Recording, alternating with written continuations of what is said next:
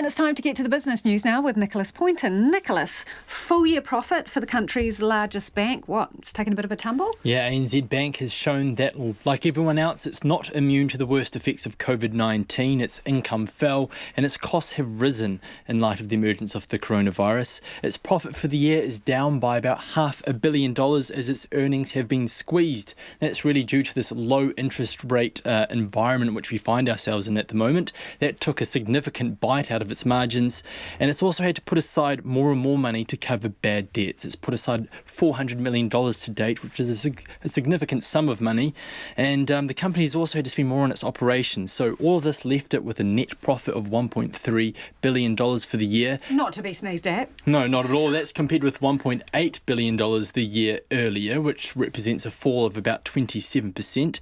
The bank says it's taken many steps to support customers throughout the pandemic. It says it's helped 43,000 customers so far with mortgage deferrals and loan adjustments, and that totals about $27 million. The bank's chief executive, Antonia Watson, she says all in all, she's pretty pleased with the result. She says the bank, it's in good shape to weather the COVID-19 storm going forward. And I'm sure this would come as quite welcome news to the RBNZ, who's been keeping a very close eye on the health of our banks in light of the pandemic, and they'll be encouraged to know that this bank is in, all things considered, a relatively good position. Now, this is going to be interesting for a few people who might be going out to do their Christmas shopping and what have you. Trouble on the horizon for importers. Yeah, this is a troubling story. So the New Zealand Freight Forwarders Federation is warning of a critical shortage in shipping capacity. And it says the current demand for space for ships is up 25% on the prior period, and it's only likely to increase in the run-up to Christmas. And these delays in the global supply chain, it's really been due to COVID-19. When China went into its lockdown earlier this year, it effectively led to many shipping companies really scaling back the capacity that they offered. When the country opened up, demand really soared, and that wasn't just for that was demand for Chinese products, but also for global shipping space. But look, unfortunately, the demand is outstripping the available supply, and this is having huge flow-on effects because there is now severe congestion in ports all around the world, particularly in Southeast Asia, which will affect New Zealand.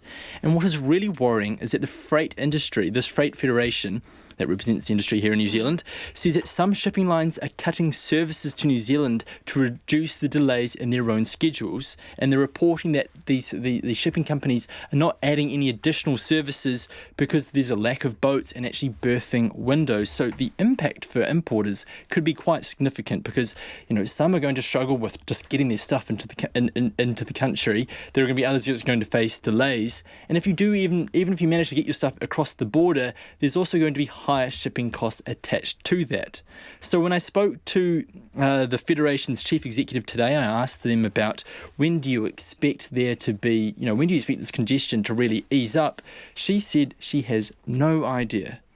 Are we talking mainly big items then? Are we talking like appliances, like your TVs and your washing machines and your stoves? Because other stuff some comes in planes, doesn't it? Yeah, so air freight, it is really expensive at the moment, and because we have less international travel, which is how most of our goods is actually delivered to us, that's become really expensive. That's been scaled back, so a lot of importers have been looking towards shipping to get most of their items to New Zealand, but that also comes with significant delays. Planes get here in a jiffy, but with boats and things like that, there is a significant delay, but it looks like there's going to be even more delays on the horizon.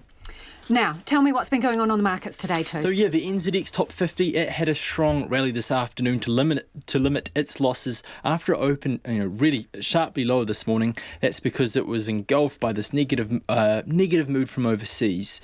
So it's closed down 0.5% to 62 points to 12,201. And earlier in the show, you were talking to Air New Zealand. Yep. On the back of that announcement, its share price is down 3.4% to $1.41 per share. Our dollar, it's buying 66.4 US cents, 96 Australian, 51.1 British pence. And to mix things up a bit, I thought I'd give you the price. Pig trotters, salt, what have you got for me? Bitcoin is up by a third of a percent. A single Bitcoin, a single unit of the cryptocurrency, that will buy you 19,945 New Zealand dollars. Wowza. Thanks, Nicholas. Nicholas Poynton with our business news there.